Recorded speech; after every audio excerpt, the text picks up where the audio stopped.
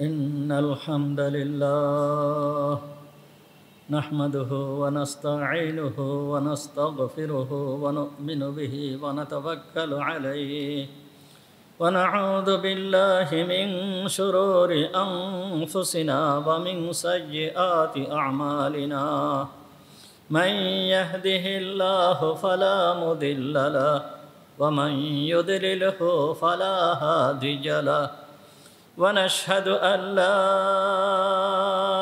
إله إلا الله وحده لا شريك له ونشهد أن سيدنا مولانا محمدا عبده ورسوله أرسله بالحق بشيرا ونذيرا صلى الله تعالى عليه وعلى آله وأصحابه وبارك وسلم تسليما كثيرا كثيرا أما بعد فأعوذ بالله من الشيطان الرجيم بسم الله الرحمن الرحيم فلما ذهبوا به وأجمعوا أن يجعلوه في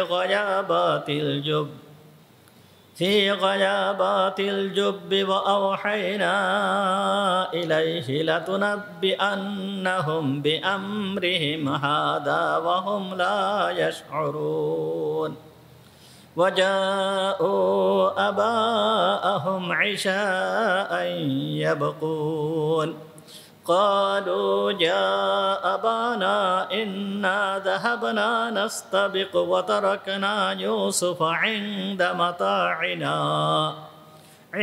متاعنا فأكله الذئب وما أنت بمؤمن لنا ولو كنا صادقين وجاءوا على قميصه بدم كذب قال بل سولت لكم أنفسكم أمرا فصبر جميل والله المستعان على ما تصفون صدق الله العظيم ونحن على ذلك من الشاهدين والشاكرين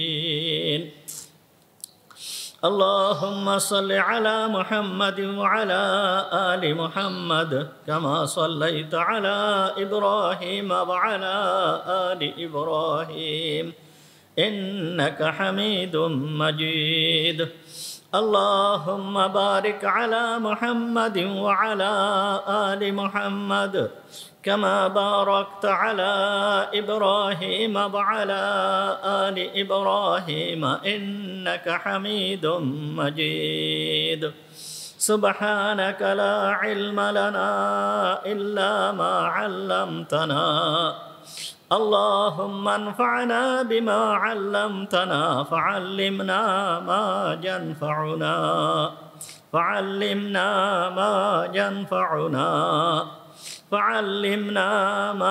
ينفعنا وزدنا علما رب اشرح لي صدري ويسر لي أمري واحلل عقدة من لساني يفقهوا قولي اللهم طهر قلوبنا عن غيرك ونور قلوبنا بنور معرفتك ربنا تقبل منا إنك أنت السميع العليم وتب علينا إنك أنت التواب الرحيم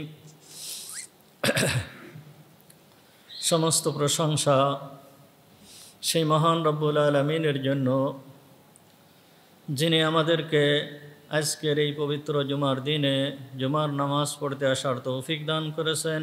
এই জন্য আমরা সবাই বলি আলহামদুলিল্লাহ। আমাদের আলোচনা চলতেছিল সূরা ইউসুফ সম্পর্কে। সূরা ইউসুফের 15, 16, 17, 18 নম্বর আয়াত তেলাওয়াত করা হয়েছে। গতদিন আলোচনা করা হয়েছিল ইউসুফ আলাইহিসসালামের ভাইয়েরা ইউসুফ আলাইহিসসালামকে কুয়ার ভিতরে নিক্ষেপ করে তারা চলে গিয়েছিল। আজকে এর পরের থেকে আলোচনা করা হচ্ছে ফালাম্মা যাহাবু বিহি ওয়া আজমাহু আন ইয়াজআলুহু ফি গায়াবাতিল জুব ওয়া আওহায়না ইলাইহি লাতুনাব্বিআন্নাহুম বিআমরিহিম হাযা ওয়া হুম লা ইয়াশউরুন। আল্লাহ তাআলা বলতেছেন ওয়া আওহায়না ইলাইহি লাতুনাব্বিআন্নাহুম বিআমরিহিম হাযা ওয়া হুম লা ইয়াশউরুন। অর্থাৎ ইউসুফ আলাইহিসসালামকে যেই সময় কুয়ার ভিতরে নিক্ষেপ করে তার ভাইয়েরা চলে গেল, চলে যাওয়ার পরে ইউসুফ আলাইহিসসালাম কুয়ার ভিতরে পড়েছিলেন, কুয়ার ভিতরে ছিলেন। এই সম্পর্কে গতদিন আলোচনা হয়েছে। আল্লাহ তাআলা এখন বলতেছেন ওয়া আওহায়না ইলাইহি লাতুনাব্বিআন্নাহুম বিআমরিহিম হাযা ওয়া হুম লা ইয়াশউরুন। আল্লাহ তাআলা বলতেছেন ওয়া আওহায়না ইলাইহি, আল্লাহ তাআলা বলছেন যে আমি তার কাছে ওহী প্রেরণ করলাম লাতুনাব্বিআন্নাহুম বিআমরিহিম হাযা, আমি অবশ্যই তোমাকে তাদের এই কাজ সম্পর্কে অবগত করাবো। তোমার সাথে যে দুর্ব্যবহার তারা করেছে এই কাজ, এইটা সম্পর্কে আমি অবশ্যই তোমাকে অবগত করাবো। ওয়া হুম লা ইয়াশউরুন, এমত অবস্থায় যে তারা জানতে পারবে না। অর্থাৎ আল্লাহ তাআলা ইউসুফ আলাইহিসসালামকে বলতেছেন যে আমি তোমার এই ভাইদেরকে তোমার সামনে আসামি রূপে আমি হাজির করব, কিন্তু তারা যে তোমার সাথে যেই কাজ করেছে এই সম্পর্কে তুমি তাদেরকে ভৎসনা করবে, তারা তোমাকে চিনতে পারবে না। তুমি তাদেরকে চিনবে, কিন্তু তারা তোমাকে চিনতে পারবে না। এ কথার ভিতরে আল্লাহ তাআলা এই বিষয়ের ইঙ্গিত দিচ্ছেন যে তোমার ভাইয়েরা আজ ষড়যন্ত্র করে তোমাকে কূপের ভিতরে ফেলে দিয়েছে, তোমার ভয়ের কোনো কারণ নাই। তুমি মারা যাবা না, তোমাকে আমি মারব না, তোমাকে এই কূপের থেকে আমি উদ্ধার করব। কূপের থেকে উদ্ধার করে তোমাকে এমন পর্যায়ে নিয়ে যাব, তোমার এমন অবস্থান তৈরি হবে যে সেই অবস্থানে থেকে তুমি এমনভাবে থাকবে, এমন অবস্থানে থাকবে যে তোমার এই ভাইয়েরা তোমার কাছে আসামি রূপে হাজির হবে। আসামি রূপে যখন হাজির হবে, হাজির হওয়ার পরে তুমি তাদেরকে এই কাজ সম্পর্কে, এই যে তোমার সাথে যে কাজ করেছিল এই সম্পর্কে তুমি তাদেরকে ভৎসনা করবে, তুমি তাদেরকে বলবে এই কাজ সম্পর্কে। তাহলে আল্লাহ তাআলা বলতে চাচ্ছেন যে তোমাকে এমন এক অবস্থানে নিয়ে যাব যে সেই অবস্থান বড় উচ্চ অবস্থান, সেই অবস্থান এমন অবস্থান যে তোমার ভাইদেরকে তুমি ভৎসনা করবে, এই রকম অবস্থানে তোমাকে আমি নিয়ে যাব। আল্লাহ তাআলা হযরত ইউসুফ আলাইহিসসালামকে এ কথা কুয়ার ভিতরে থাকা অবস্থায় আল্লাহ তাআলা হযরত ইউসুফ আলাইহিসসালামকে জানাইয়া দিলেন। এই আয়াতের ভিতরে আমাদেরকে আল্লাহ তাআলা আমাদের জন্য কি মেসেজ, কি নসিহাত, কি উপদেশ এই আয়াতের ভিতরে আছে।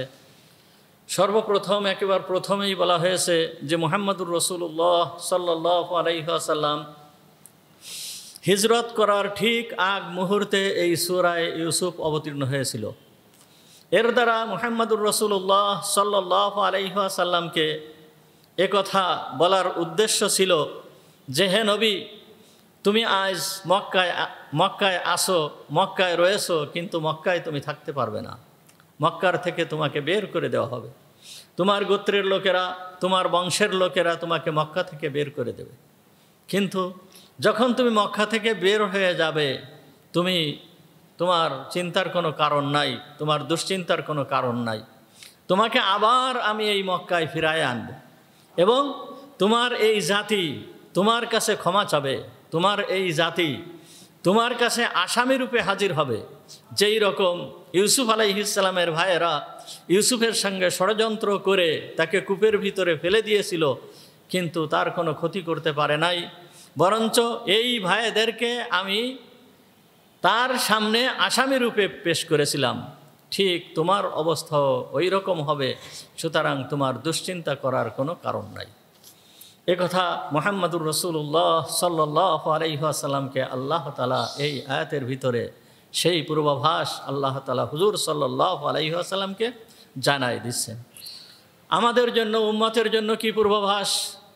উম্মতের জন্য পূর্বাভাস হচ্ছে যে নবী ইউসুফ আলাইহিস সালামকে 10 ভাই মিলে মারার জন্য ষড়যন্ত্র করেছে, বহুত প্রহার করেছে। গতদিন বলা হয়েছে যখন ইউসুফ আলাইহিস সালাম আসতেছিল, ভাইদের কাঁধে উঠে আসতেছিল, ভাইয়েরা নিয়ে আসতেছিল, তখন তার উপরে বড় দুর্ব্যবহার করেছে, কিন্তু এক ভাই সাহায্য করেছে। মনে আছে? গতদিনের কথা মনে আছে? এক ভাই কি করেছিল? সাহায্য করেছিল। ওই ভাইয়ের নাম কি? ইয়াহুদা। ওই ভাইয়ের নাম ছিল ইয়াহুদা। সেই ভাই তাকে মারতে নিষেধ করেছিল, প্রহার করতে নিষেধ করেছিল। এমনকি ভাইয়েরা সবাই মিলে চক্রান্ত করেছিল যে ইউসুফ আলাইহিস সালামকে মেরে ফেলে দেবে, কিন্তু এই ইয়াহুদা বলেছিল যে না, তোমরা তাকে মেরো না, বরঞ্চ ওয়া আলকুহু ফি গায়াবাতিল জুব, তোমরা ওই কূপের ভিতরে তাকে ফেলে দাও, ওইখানে ফেলে দাও। তাহলে তাকে কতল করা থেকেও রক্ষা করলো, কতল করা থেকেও ঠেকালো ঠেকালো তার বড় ভাই ইয়াহুদা। এরপর ইউসুফ আলাইহিস সালাম যেই সময় কূপের ভিতরে পড়ার পরে ফেলে দেওয়ার পরে তারা পাথর মারতেছিল, ওই সময় ওই ইয়াহুদা তার ভাইদেরকে নিষেধ করলো যে ওকে আর পাথর মেরো না। কূপের ভিতরে বিভিন্ন ধরনের কীটপতঙ্গ, পোকামাকড়, বিভিন্ন ধরনের বিষধর সাপ কূপের ভিতরে আসে, হয়তো তাকে ওই সাপ বা পোকামাকড়ে কামড়িয়ে মেরে ফেলে দেবে, দংশন করে মেরে ফেলে দেবে, তোমাদের পাথর মারা লাগবে না। তাহলে এই পাথর মারা থেকেও ঠেকালো ইয়াহুদা। এবং হযরতে ইউসুফ আলাইহিস সালাম এই কূপের ভিতরে 3 দিন পর্যন্ত অবস্থান করেছিলেন। এই 3 দিন যে খাদ্য খাবারের প্রয়োজন, খাবার পানীয় যা দরকার, ইয়াহুদা গোপনে গোপনে বাড়ির থেকে এনে হযরতে ইউসুফ আলাইহিস সালামকে খাওয়াইছিল।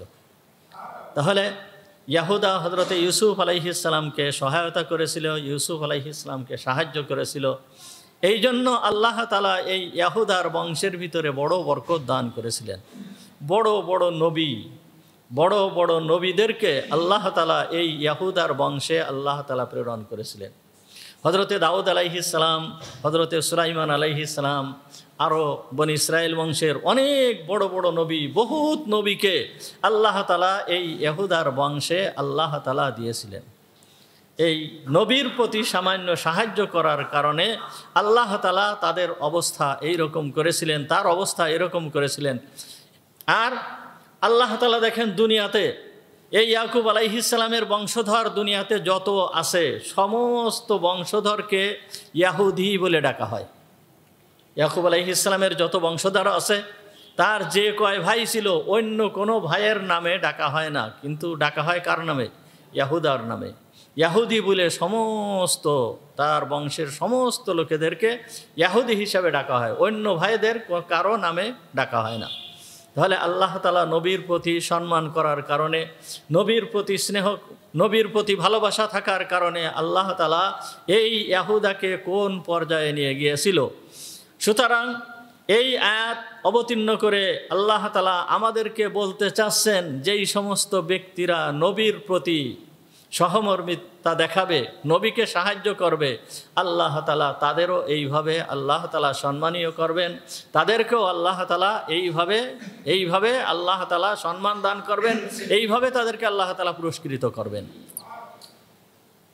দেখেন, নবীর প্রতি সম্পর্ক থাকার কারণে, নবীর প্রতি ভালোবাসা থাকার কারণে মানুষ কোন পর্যায়ে পৌঁছায় যায়।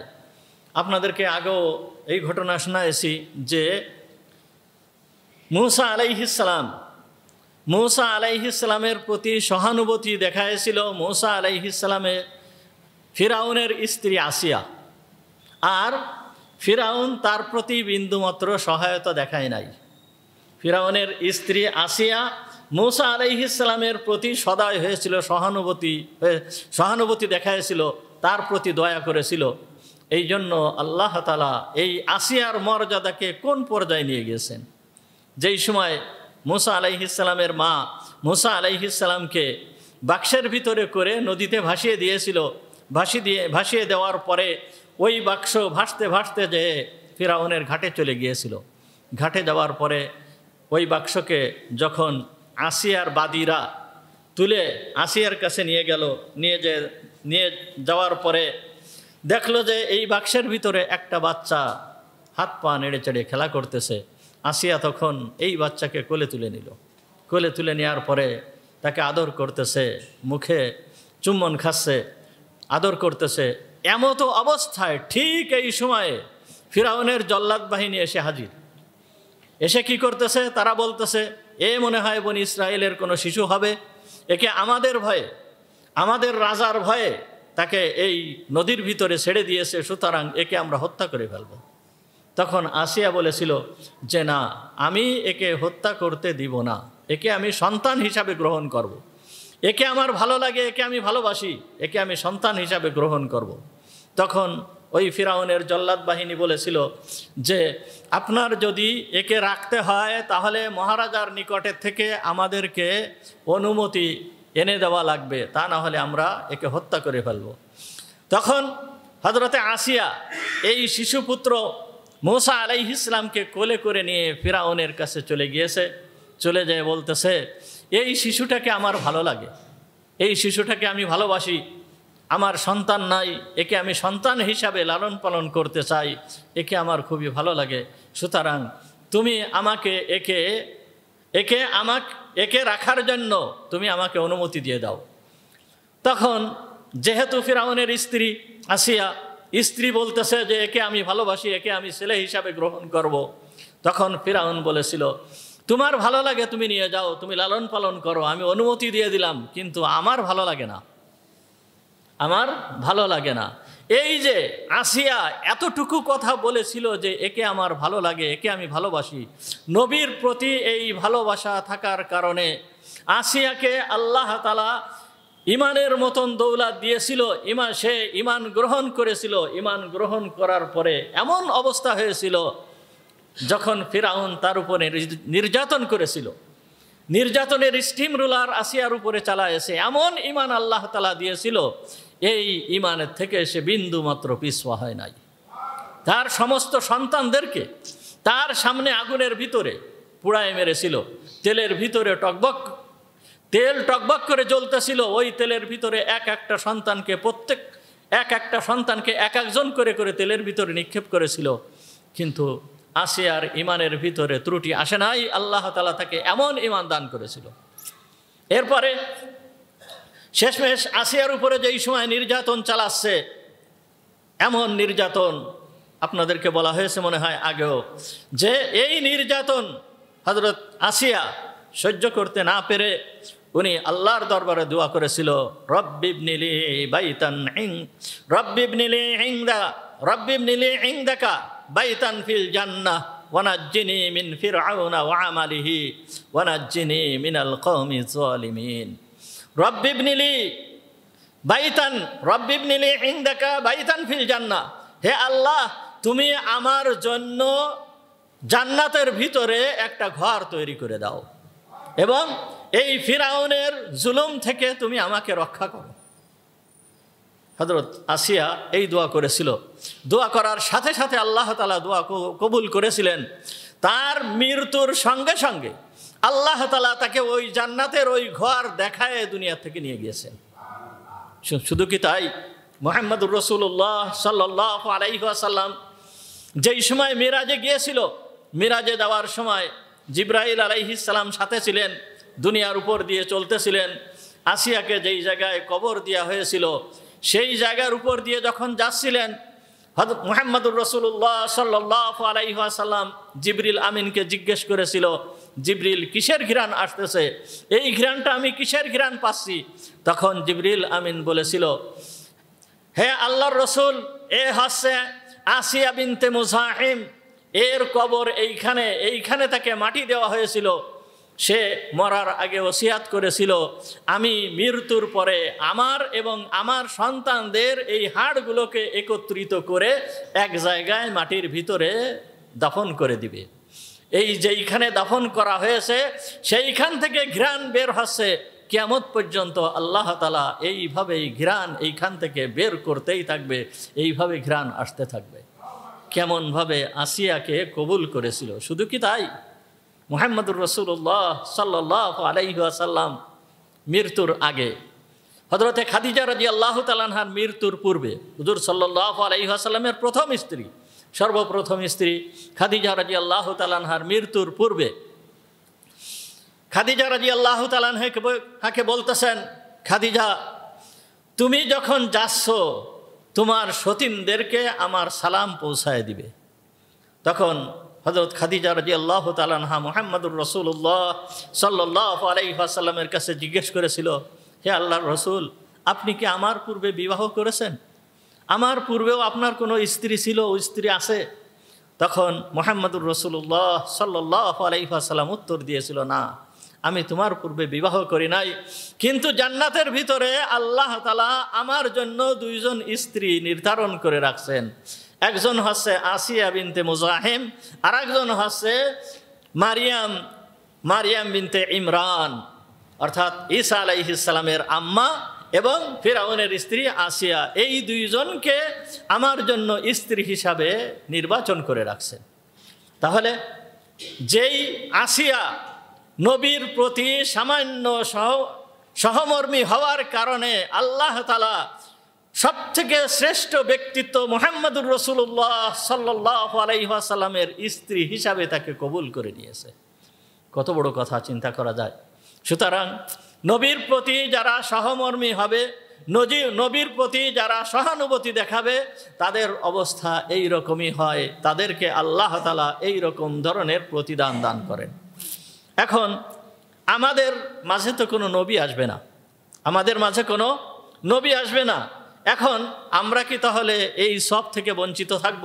আমরা কি এই সব পাবো না? আমাদের কি আল্লাহ তাআলা এই সব দিবেন না? অবশ্যই আল্লাহ তাআলা আমাদেরকে এই সব দান করবেন। মুহাম্মদুর রাসূলুল্লাহ সাল্লাল্লাহু আলাইহি ওয়াসাল্লাম পরিষ্কারভাবে হাদিসের ভিতরে পরিষ্কার বলেছেন, ইন্নাল উলামা ওয়ারাসাতুল আম্বিয়া, আলেমরা হচ্ছে নবীদের ওয়ারিস। আলেমরা হচ্ছে কি? নবীদের ওয়ারিস। সুতরাং এই নবীর ওয়ারিসদের সঙ্গে যেই ব্যক্তি যেই রকম ব্যবহার করবে, কেমন যেন সে নবীর সাথে ওই রকম ব্যবহার করতেছে। একজন নায়েবে নবীর ওয়ারিসের সাথে যদি ভালো ব্যবহার করে আল্লাহ তাআলা তার প্রতিদান অবশ্যই দিবেন। আর যদি খারাপ ব্যবহার করে তাহলে তার শাস্তিও আল্লাহ তাআলা ওই রকমভাবে দিবেন। আল্লাহ তাআলা ছাড় দেন না, আল্লাহ তাআলা ছেড়ে দেন না, আল্লাহ তাআলা একটু ছাড় দেন, আল্লাহ তাআলা ছেড়ে দেন না, আল্লাহ তাআলা একটু ছাড় দেন। নবীদের সঙ্গে দুর্ব্যবহার যারা করেছে তারা টিকে থাকতে পারে নাই, তারা বাঁচতে পারে নাই, তাদেরকে আল্লাহ তাআলা এমনভাবে ধ্বংস করেছে যেই ধ্বংস দৃষ্টান্ত স্বরূপ হয়ে রয়েছে। প্রত্যেক যুগে যুগে এইরকম অবস্থা হয়েছে। সুতরাং নবীর সাথে যারা ভালো ব্যবহার করবে তাদেরকে আল্লাহ তাআলা পুরস্কৃত করেছেন। নবীর সাথে যারা ভালো ব্যবহার করেছে তাদেরকে আল্লাহ তাআলা পুরস্কৃত করেছেন। নবীর সাথে যারা খারাপ ব্যবহার করেছে তাদেরকে আল্লাহ তাআলা একেবারে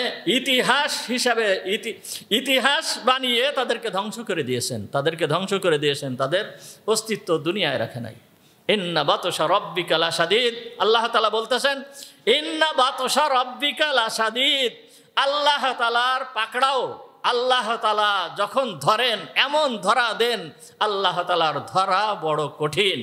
আল্লাহ তাআলা আরো বলতেছেন, হাল আতাকা হাদিসুল জুনুদ ফিরআউন ওয়া সামুদ, তোমার কাছে কি ওই সমস্ত লোকেদের খবর পৌঁছায় নাই, ওই সমস্ত লোকেদের সংবাদ পৌঁছায় নাই যে ফিরআউন সে কত বড় শক্তিশালী ছিল, কত বড় ক্ষমতাধর ছিল। দেখেন এইখানেই ফিরআউনের কথা আল্লাহ তাআলা সূরা বুরুজের ভিতরে এনে বলতেছেন যে ফিরআউনের লোক লস্কর এমন ছিল, আর ফিরআউনও এমন ছিল যে সে এত বড় প্রতাপশালী বাদশা ছিল।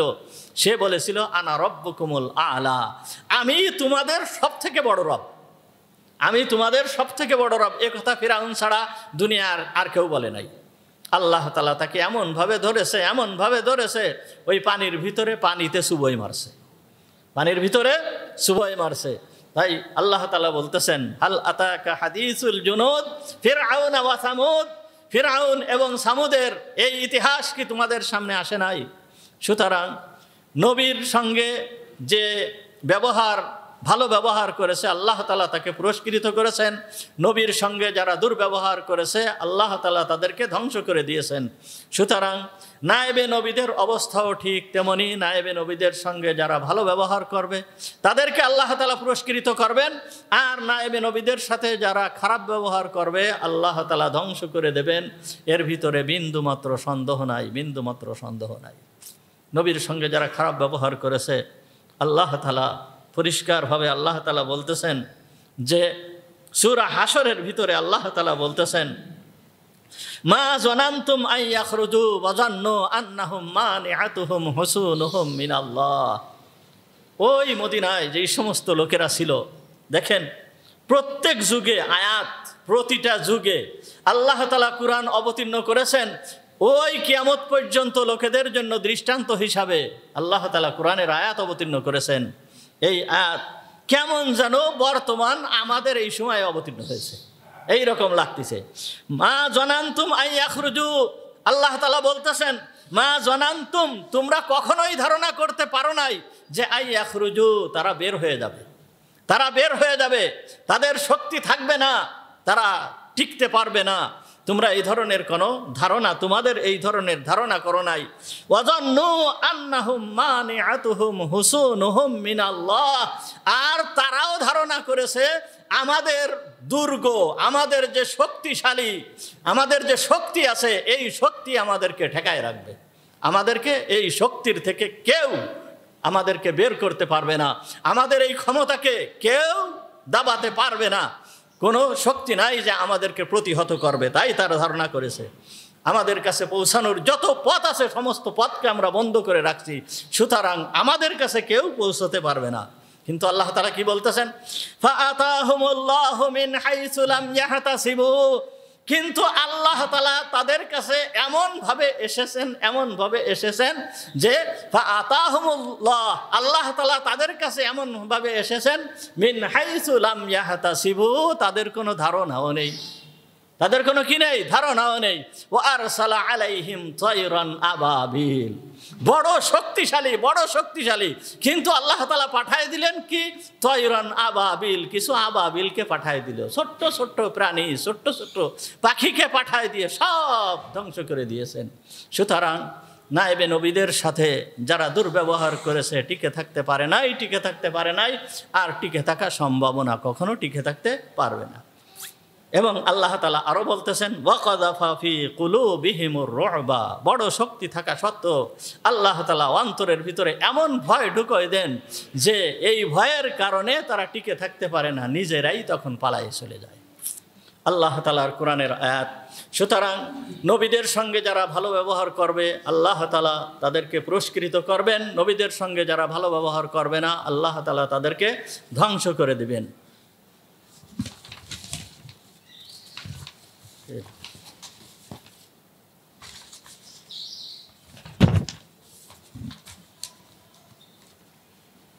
তাহলে ওই আয়াতের ভিতরে আল্লাহ তাআলা কি বললেন যে হযরত ইউসুফ আলাইহিস সালামকে যেই সময় কুয়ার ভিতরে ফেলে দিল, কুয়ার ভিতরে ফেলে দেওয়ার পরে তখন ইউসুফ আলাইহিস সালাম কুয়ার ভিতরে পড়ে থাকলেন, আর আল্লাহ তাআলা বলতেছেন যে আমি তাকে জানিয়ে দিলাম তোমার এই ভাইদেরকে তোমার সামনে আসামি রূপে আমি উপস্থিত করব। অর্থাৎ ষড়যন্ত্রকারীরা কখনোই সফল কাম হতে পারে না।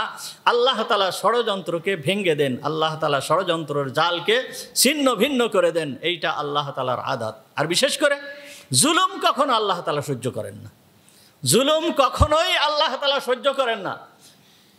বহুত বহুত লোক দুনিয়া থেকে চলে গেছে, বহুত বিধর্মী রাষ্ট্র, মানে যারা রাষ্ট্র পরিচালনা করছে বিধর্মী, কিন্তু তারা জুলুম করে নাই, তাদের রাষ্ট্র বহুদিন পর্যন্ত স্থায়ী থাকছে। কিন্তু বহুত মুসলমান যারা রাষ্ট্র পরিচালনা করছে জুলুম করছে, আল্লাহ তাআলা তাদেরকে টিকে রাখে নাই, ধ্বংস করে দিয়েছেন। সুতরাং যারা জুলুম করে এই জুলুম টিকে থাকে না, জুলুম একদিন না একদিন শেষ হয়ে যায়। আল্লাহ তাআলা তাই বলতেছেন যে এই ভাইয়েরা যে ইউসুফের প্রতি জুলুম করেছিল, হিংসা করে তাকে কূপের ভিতরে ফেলে দিয়েছিল যে ইউসুফ মারা যাবে, সে মরে যাবে, আমাদের সামনে আসতে পারবে না, পিতার সামনে আসতে পারবে না, তাদের এই ষড়যন্ত্র আল্লাহ তাআলা এই ষড়যন্ত্রকে শেষ করে দিয়েছেন। যাই হোক, হযরতে ইউসুফ আলাইহিস সালামকে কূপের ভিতরে ফেলে দেওয়া হয়েছে। ইউসুফ আলাইহিস সালাম কূপের ভিতরে রয়েছে। ইয়াহুদা 3 দিন পর্যন্ত হযরত ইউসুফ আলাইহিস সালামের খাবার দাবারের ব্যবস্থা করছে। এদিকে ইউসুফ আলাইহিস সালামকে ফেলে দিয়ে তার ভাইয়েরা কি করছে? ওয়াজাউ আবাহুম ইশাআন ইয়াবকুন। তার ভাইয়েরা ইউসুফ আলাইহিস সালামকে কুয়ার ভিতরে ফেলে দিয়ে রাত্রেবেলায় সবাই মিলে একসাথে কাঁদতে কাঁদতে একসঙ্গে ক্রন্দন করতে করতে বাড়ি ঢুকছে কোন সময়? ইশাআন। আল্লাহ তাআলা 16 নম্বর আয়াতে, সূরা ইউসুফের 16 নম্বর আয়াতে বলতেছেন ওয়াজাউ আবাহুম ইশাআন, রাত্রেবেলা ঈশার সময় আসছে। কেন? যে এই সময়ে যেহেতু তারা একটা পরিকল্পনা ষড়যন্ত্র করে আব্বার কাছে উপস্থিত হয়েছে, তাদের এই ষড়যন্ত্রকে ঢেকে রাখার জন্য রাত্রেবেলায় হচ্ছে উত্তম সময়। দিনের বেলায়, রাত্রেবেলায় যেই সমস্ত জিনিস লুকানো যায়, দিনের বেলায় ওইগুলো সাধারণত লুকানো সম্ভব হয় না। এই জন্য তারা রাত্রেবেলায় পিতার কাছে উপস্থিত হয়েছে। কিভাবে? ক্রন্দন করতে করতে, কাঁদতে কাঁদতে। ওয়াজাউ আবাহুম ইশাআন ইয়াবকুন, তারা রাত্রেবেলায় ক্রন্দন করতে করতে পিতার কাছে উপস্থিত হয়েছে। যখন পিতার কাছে উপস্থিত হয়েছে, লাম্মা সামিআ বুকাআহুম, হযরতে ইয়াকুব আলাইহিস সালাম যখন এদের ক্রন্দন শোনার পরে ক্বালা মা বিকুম, তোমাদের কি হয়েছে? তোমাদের কি হয়েছে? তোমরা ক্রন্দন করতেছো কেন? কি হলো তোমাদের? জারাফিল গনামে শাই, কি কোনো বকরিকে কি বাঘে ধরে নিয়ে গিয়েছে? কোনো বকরির কোনো সমস্যা হয়েছে? কোনো ছাগলের কোনো সমস্যা হয়েছে? তোমরা কাঁদছো কেন? কি হয়েছে? ক্বালু লা, তখন তারা বলল কি, না, বকরির কোনো সমস্যা হয় নাই, আমাদের বকরি সব ঠিক আছে, এগুলোর কোনো সমস্যা হয় নাই।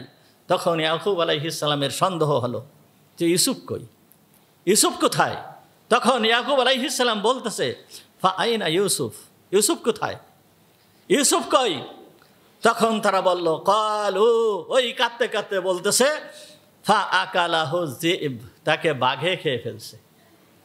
যখন ইয়াকুব আলাইহিস সালামের সামনে বলল বাঘে খেয়ে ফেলছে, ইয়াকুব আলাইহিস সালাম সহ্য করতে পারেন নাই। তার এই ছেলেকে ইয়াকুব আলাইহিস সালাম অত্যন্ত ভালোবাসতেন, অত্যন্ত স্নেহ করতেন, কোনো সময়ে কাছের থেকে সরতে দিতেন না।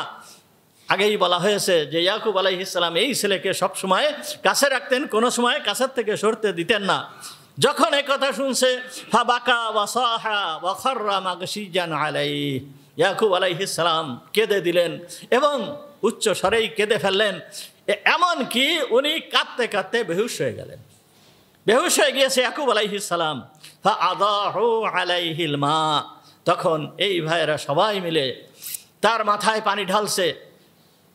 পানি ঢেলে তাকে তার হুশ আনার চেষ্টা করছে, তাকে সুস্থ করার চেষ্টা করছে, কিন্তু ফালাম ইয়াতাহাররাক, ইয়াকুব আলাইহিস সালামের কোনো নড়াচড়া নাই। ইয়াকুব আলাইহিস সালাম বেহুশ হয়ে গেছে, কেমন যেন মারা গিয়েছে এইরকম অবস্থা, এইরকম হয়ে গিয়েছে। ওয়ানা দাউ ফালাম ইউজিব, তারা ডাকতেছে আব্বা আব্বা করে, সবাই ডাকতেছে, ফালাম ইউজিব, হযরত ইয়াকুব আলাইহিস সালাম কোনো উত্তর দিচ্ছেন না।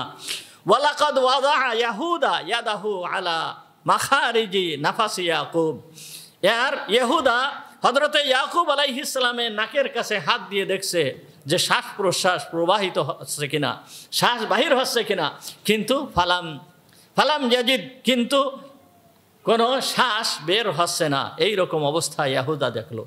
এখন বারবার করে নাড়া দিচ্ছে, কিন্তু ইয়াকুব আলাইহিস সালাম নড়তেছে না, তো আর শরীরের কোনো অঙ্গ প্রত্যঙ্গ নড়তেছে না। এইরকম অবস্থা হয়েছে। এইরকম অবস্থা একেবারে শেষ রাত পর্যন্ত ইয়াকুব আলাইহিস সালাম এই অবস্থায় ছিলেন। শেষ রাতের দিকে হযরতে ইয়াকুব আলাইহিস সালাম হুঁশ ফিরছে। যখন হুঁশ ফেরার পরে রুবেল তখন পিতার মাথা তার রানের উপরে দিয়ে রাখছে। রুবেল সব থেকে বেশি ষড়যন্ত্র করেছিল, পিতার মাথা রানের উপরে দিয়ে রাখছে।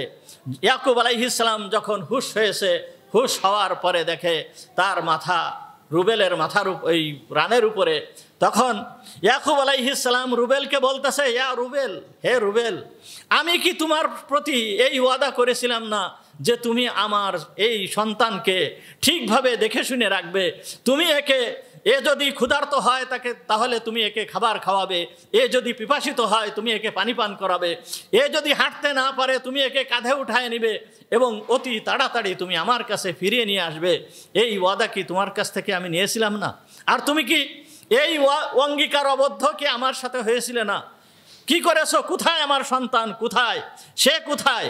তখন রুবেল বলতেছে, ইয়া আবাতি কুফা আন বুকাআক, হে আমার পিতা, আপনি ক্রন্দন থামান, আপনি ক্রন্দন থামান।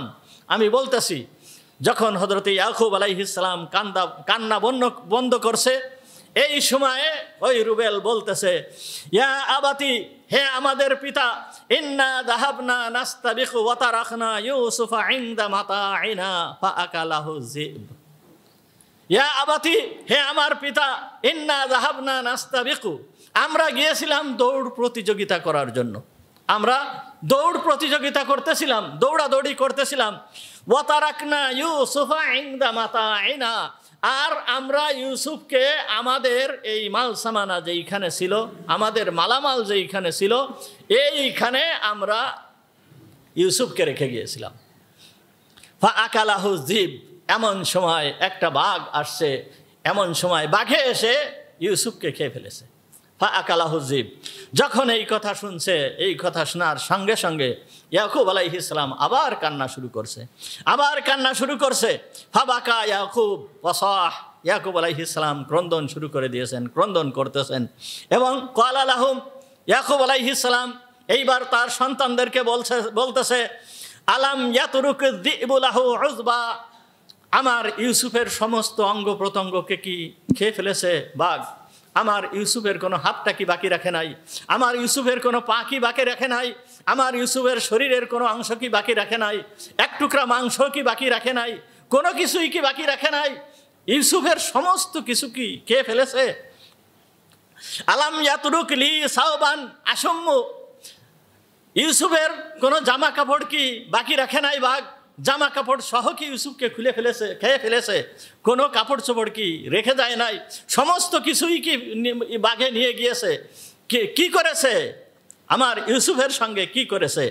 তখন ওই রুবেল, তার আগেই বলা হয়েছে যে তারা আসার সময় কি করেছিল, ইউসুফ আলাইহিস সালামের জামায় রক্ত মাখায়ে নিয়ে চলে আসছিল।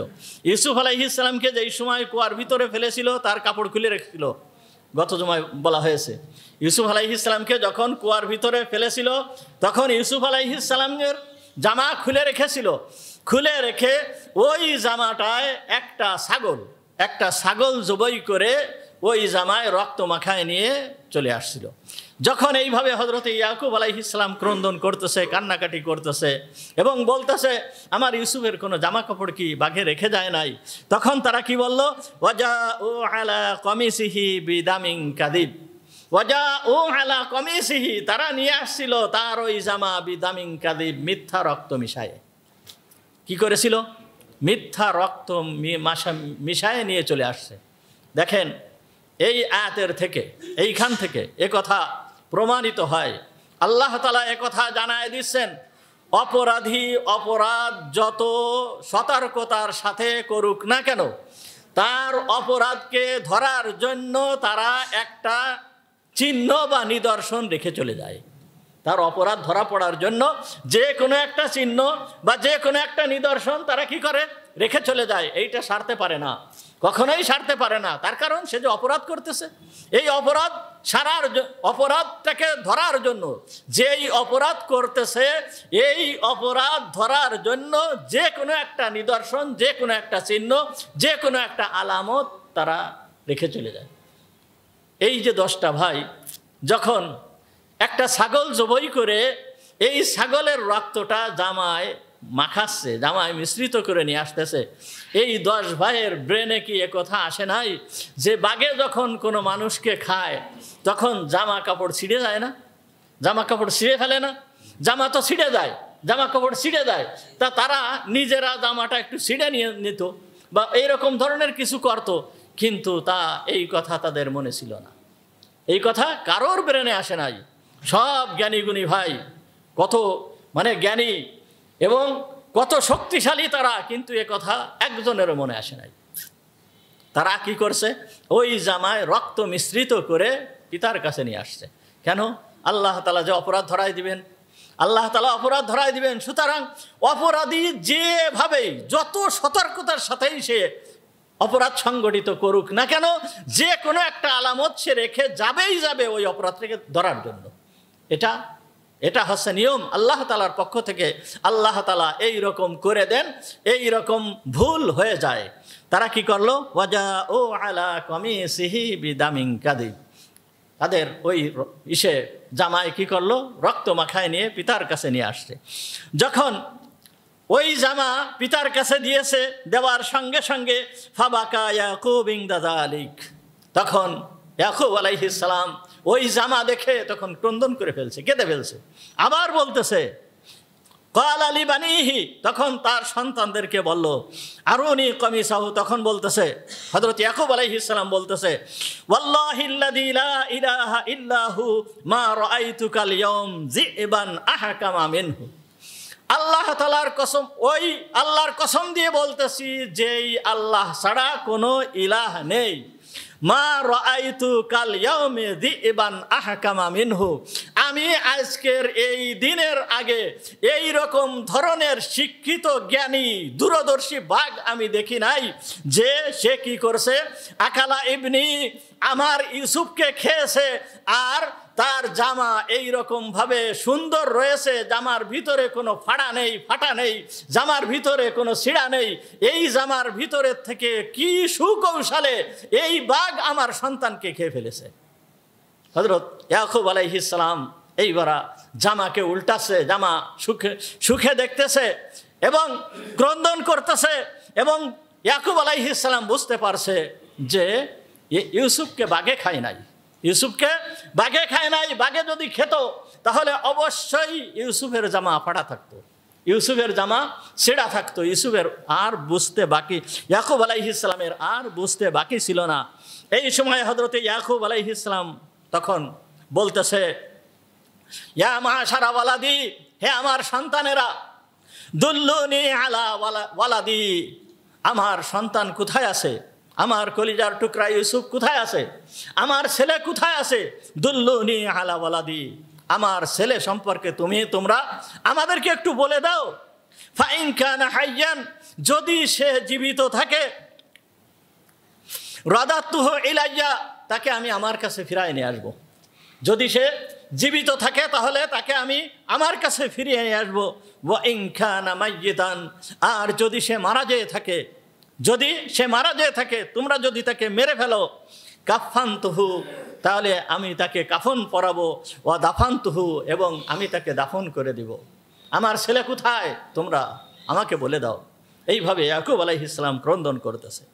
যখন ইয়াকুব আলাইহিস সালাম এইভাবে ক্রন্দন করতেছিল তখন তাদের ভিতরের থেকে ভাইয়েরা বলল, এক ভাই বলতেছে এই চলো আমরা ফিরে যেয়ে ইউসুফকে কুয়ার থেকে বের করে আনি, এনে ওয়া নাকতাউ উযবান উযবা, তার সমস্ত অঙ্গ প্রত্যঙ্গকে আমরা কেটে ফেলি, সমস্ত অঙ্গ প্রত্যঙ্গ আমরা ছিন্ন করে দেই, টুকরো করে ফেলাই, টুকরো করে ওইখান থেকে এক টুকরা এনে আমরা পিতার কাছে দিই এবং দিয়ে বলি যে হে আমার পিতা, এই যে ইউসুফের শরীরের একটা অংশ এই বাঘ তাকে খেয়ে ফেলেছে, এইটা যখন আমরা দিব তখন আমরাও পিতার কাছে থেকে, পিতা যে আমাদেরকে দোষারোপ করতেছে এই দোষারোপ আর করবে না, আর ইউসুফ আর জীবিত থাকবে না, আমাদের উদ্দেশ্য সফল হয়ে যাবে, চলো আমরা তাই করি।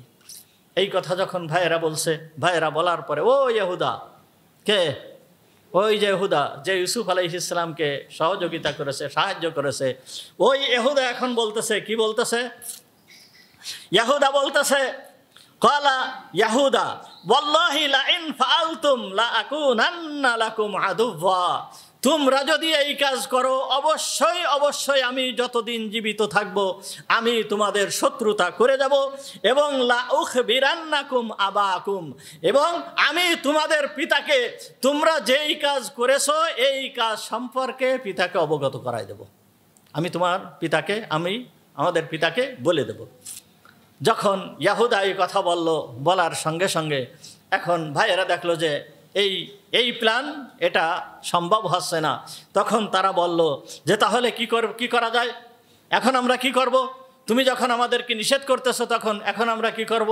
তাহলে চলো জঙ্গলের থেকে একটা বাঘ ধরে নিয়ে আসি। এই বাঘ ধরে এনে ওই বাঘের মুখে রক্ত মাখায়, তার শরীরে রক্ত মাখায় নিয়ে আব্বার কাছে এনে হাজির করি যে আব্বা দেখেন এই যে এই বাঘ ইউসুফকে খেয়ে ফেলেছে, এই তার মুখে রক্ত মাখানো আছে। আগে তো একটা মিথ্যা প্রমাণ করতে যায় পিতার কাছে ধরা খেয়েছে, আবার আর এক মিথ্যা ষড়যন্ত্র, এইটা কি সফল হবে? যাই হোক, তারা পিতার কাছ থেকে সরে গেছে। পিতার কাছ থেকে সরে যেয়ে এইবার তারা কি করছে, একটা বাঘ ধরে নিয়ে আসছে। বাঘের মুখে রক্ত মাখায়, শরীরের কাছে রক্ত মাখিয়ে নিয়ে বাঘটাকে ধরে এনে ইয়াকুব আলাইহিস সালামের সামনে নিয়ে আসছে। 10 ভাই, শক্তিশালী 10 ভাই, একটা বাঘ ধরে আনা তাদের পক্ষে অসম্ভব কিছু ছিল না, অসম্ভব কোনো ব্যাপার ছিল না। হয় এই বাঘটাকে ধরে নিয়ে আসছে। যখন বাঘটাকে ধরে নিয়ে আসছে, ধরে আনার পরে বাঘকে বেঁধে একেবারে ইয়াকুব আলাইহিস সালামের সামনে নিয়ে আসছে। ইয়াকুব আলাইহিস সালামের সামনে এনে যখন রাখছে, ইয়াকুব আলাইহিস সালাম বলতেছে আতলিকুহু, এই বাঘকে খুলে দাও, তাকে বেঁধে আনছো কেন? খুলে দাও। তখন ওই বাঘটা হযরত ইয়াকুব আলাইহিস সালাম যখন বাঘটা খুলে দিয়েছে, খুলে দেওয়ার সঙ্গে সঙ্গে বাঘটা দাঁড়িয়ে যে ইয়াকুব আলাইহিস সালামের কাছে যাচ্ছে। আকবালা ইয়াদুনু, ইয়াকুব আলাইহিস সালামের কাছে যাচ্ছে, আর ইয়াকুব আলাইহিস সালামও ডাকছে উদুনু, আমার কাছে আসো। কাছে যেতে যেতে এমন কাছে চলে গিয়েছে, হাত্তা ইলসাকা খদ্দাহু বিখদ্দিহি, ইয়াকুব আলাইহিস সালামের মুখের সাথে তার মুখ মিলাই দিয়েছে। মুখ মিলাই দেওয়ার পরে ইয়াকুব আলাইহিস সালাম ফাকালা লাহু ইয়াকুব আলাইহিস সালাম ওই বাঘকে বলতেছে আইয়ুহাযিব, হে বাঘ, লিমা ফাজাতানি বিওয়ালাদি, হে বাঘ, তুমি আমার ছেলেকে কতল করে আমার ছেলেকে খেয়ে ফেলায় কেন তুমি আমাকে দুঃখ দিচ্ছ? কেন তুমি আমাকে দুঃখের ভিতরে ফেলতেছো? ওয়া আওরাস্তানি হুসনান তাবিলা, এবং তুমি কেন আমাকে এত পরিমাণ কষ্টের ভিতরে ফেলছো? তখন কি করছে ইয়াকুব আলাইহিস সালাম? একথা বাঘকে বলার পরে ইয়াকুব আলাইহিস সালাম আল্লাহর কাছে দোয়া করতেছে, হে আল্লাহ, তুমি এই বাঘকে কথা বলার শক্তি দান করো। ইয়াকুব আলাইহিস সালাম আল্লাহর কাছে দোয়া করলো, হে আল্লাহ, তুমি এই বাঘকে কথা বলার শক্তি দান করো। আল্লাহুম্মা আনতিকহু, হে আল্লাহ, তুমি একে কথা বলার শক্তি দান করো। ফাআনতাকাহুল্লাহ, অতঃপর আল্লাহ তাআলা এই বাক্যে কথা বলার শক্তি দান করলেন।